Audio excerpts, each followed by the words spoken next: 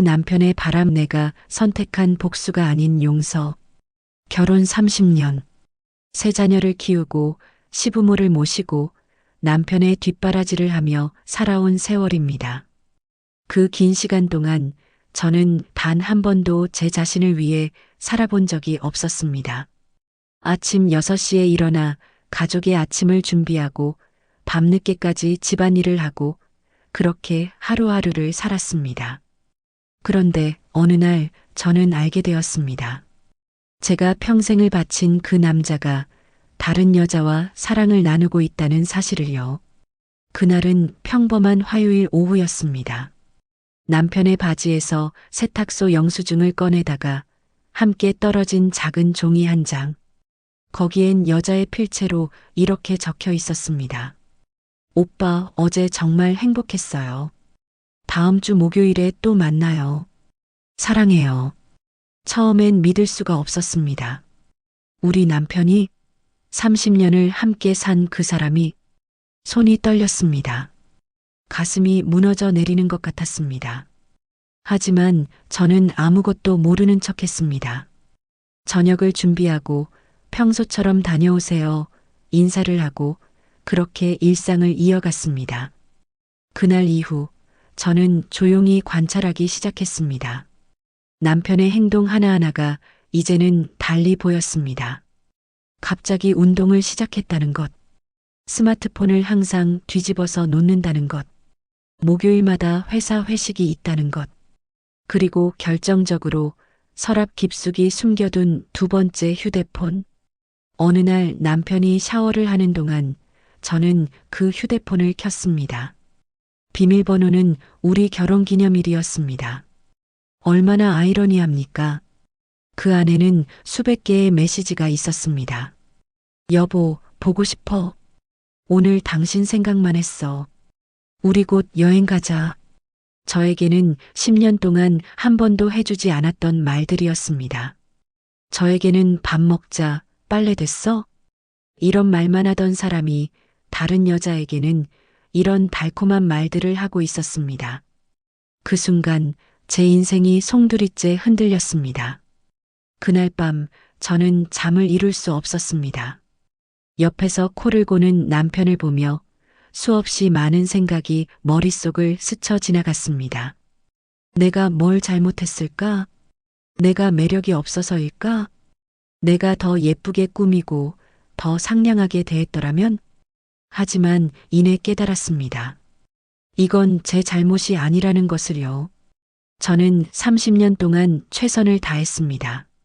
새 아이를 낳아 키우면서 몸은 망가졌고 시부모를 모시느라 친정 부모님도 자주 못 뵈었고 제 꿈도 제 시간도 모두 포기했습니다. 그런데 남편은 무엇을 했습니까? 돈을 벌어온다는 이유로, 가장이라는 이유로 집안일은 거들지도 않고 아이들 교육에도 관심이 없었습니다. 그리고 이제 와서 환갑을 바라보는 나이에 젊은 여자와 바람을 피우고 있습니다. 분노가 치밀어 올랐습니다. 당장 깨워서 따져 묻고 싶었습니다. 하지만 저는 참았습니다. 감정적으로 대응하면 제가 손해라는 것을 알았기 때문입니다. 다음 날 저는 오랜 친구들을 만났습니다. 30년 지기 친구 은주에게 조심스럽게 말을 꺼냈습니다. 은주야, 만약에 말이야. 남편이 바람을 피운다는 걸 알게 되면 어떻게 할 거야? 은주는 단칼에 말했습니다. 당연히 이혼하지. 그리고 재산 절반 받아내고. 또 다른 친구 미선이는 이렇게 말했습니다. 요즘 세상에 누가 참고 살아? 자존심이 있지. 당장 나가라고 해야지. 하지만 정작 저는 확신이 서지 않았습니다. 이혼? 60대에 새로 시작한다는 게 쉬운 일인가요? 경제적으로도 사회적으로도 모든 것이 불안했습니다. 친구들은 제 이야기라는 걸 알고는 더욱 강하게 말했습니다. 언니, 그런 남자 왜 붙잡고 있어? 인생 아깝지 않아? 재산 분할 받아서 편하게 살아. 이제 우리도 우리 인생 살아야지. 맞는 말이었습니다. 하지만 저는 아직 결정을 내릴 수 없었습니다. 저는 조용히 증거를 모으기 시작했습니다. 두 번째 휴대폰의 메시지들을 사진으로 찍었습니다. 남편이 목요일마다 나간다는 곳을 미행했습니다. 강남의 한 호텔 앞에서 그들이 손을 잡고 들어가는 모습을 봤습니다. 그 순간의 충격을 저는 평생 잊을 수 없을 것입니다. 사진도 찍었습니다. 명확한 증거였습니다. 그 여자는 남편보다 25살이나 어렸습니다. 남편 회사의 신입사원이었습니다. 저는 한 달 동안 완벽하게 증거를 모았습니다. 호텔 출입 기록, 메시지 내용, 선물 구매 내역, 모든 것을 기록했습니다. 그리고 변호사를 만났습니다. 이 정도 증거면 재산분할과 위자료를 충분히 받을 수 있습니다. 변호사의 말이었습니다. 이혼하면 저는 최소 5억 이상을 받을 수 있었습니다. 모든 준비가 끝났습니다.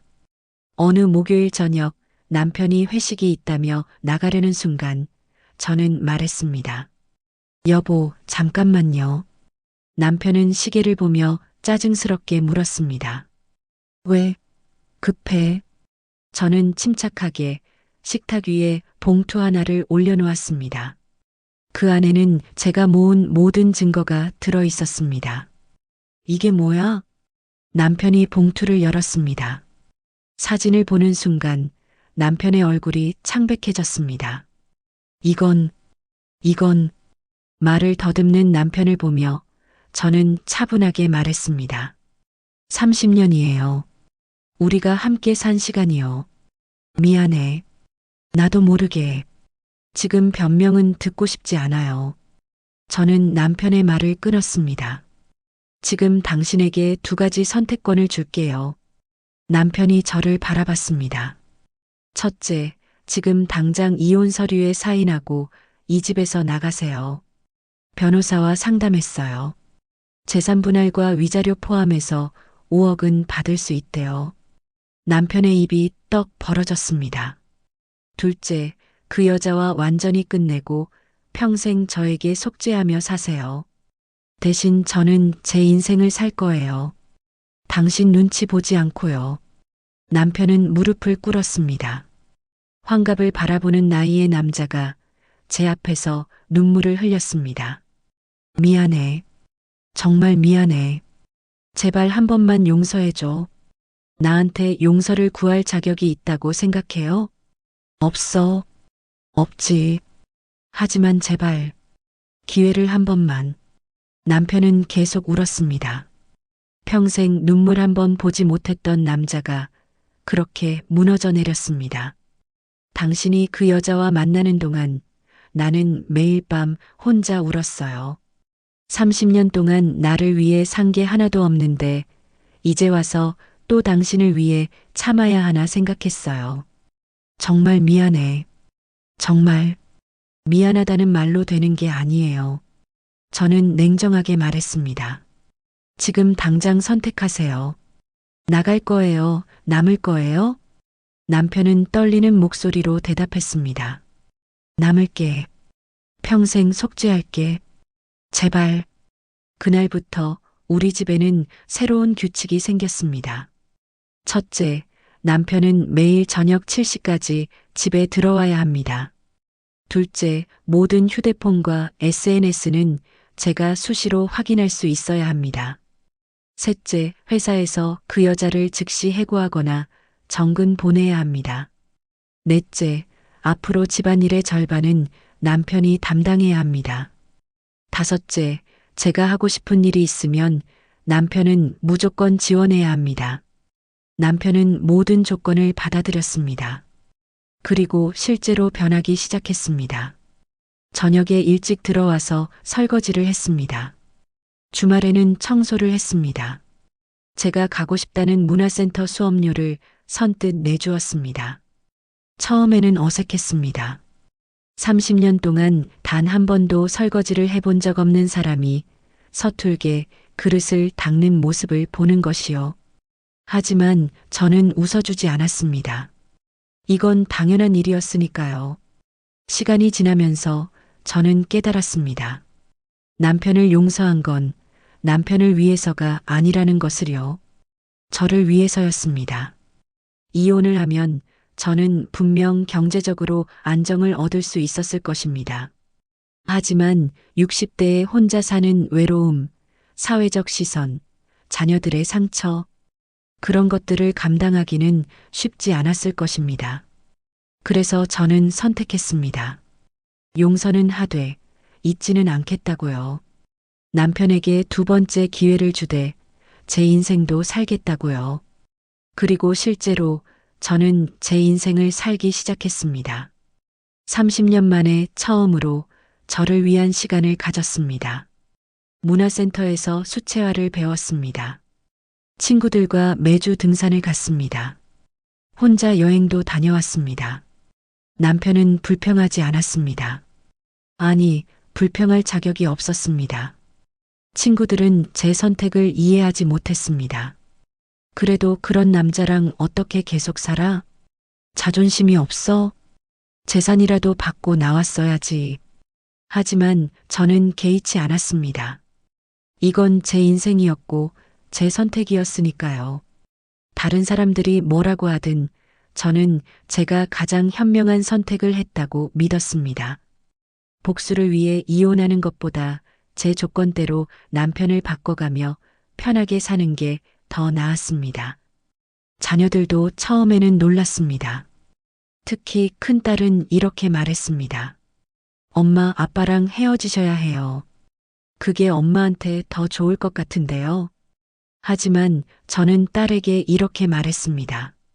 엄마가 행복한 게 뭔지는 엄마가 제일 잘 알아. 걱정하지 마. 실제로 저는 전보다 행복했습니다. 이상하게 들릴지 모르지만 정말이었습니다. 많은 사람들이 묻습니다. 정말로 용서한 거예요? 솔직히 말하면 완전히 용서한 건 아닙니다.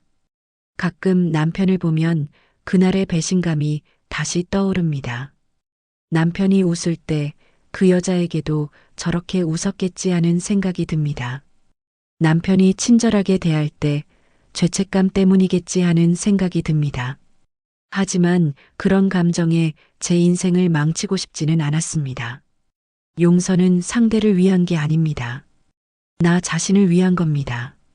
분노와 증오에 사로잡혀 사는 것보다 그것을 내려놓고 제 인생을 사는 게 낫다고 판단했습니다. 그래서 저는 용서했습니다. 하지만 잊지는 않았습니다. 남편에게 항상 상기시켜 줍니다. 당신이 저지른 일을 나는 평생 기억할 거예요. 그러니 매일 조심하세요. 그리고 남편은 압니다.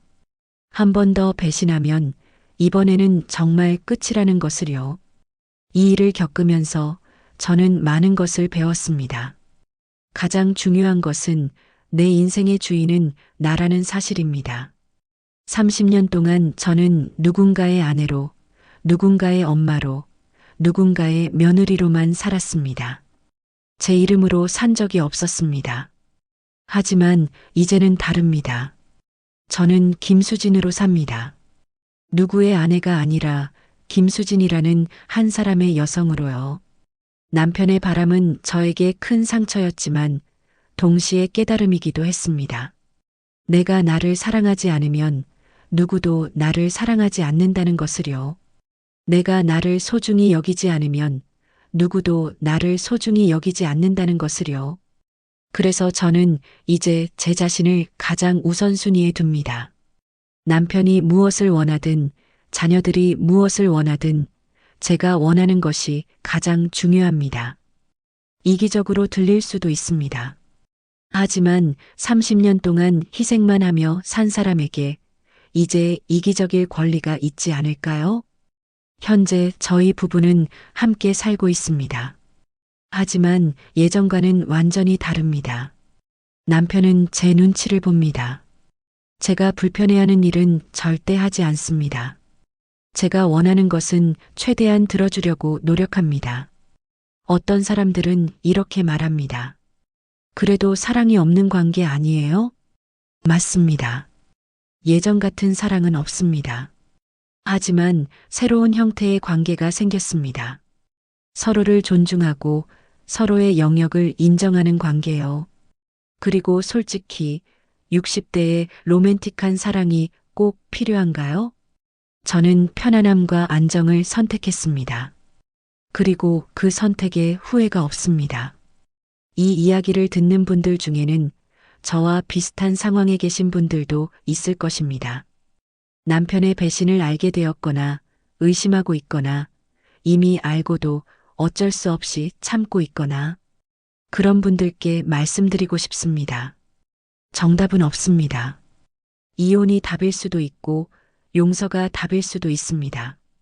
중요한 건 그 선택이 당신의 것이어야 한다는 점입니다.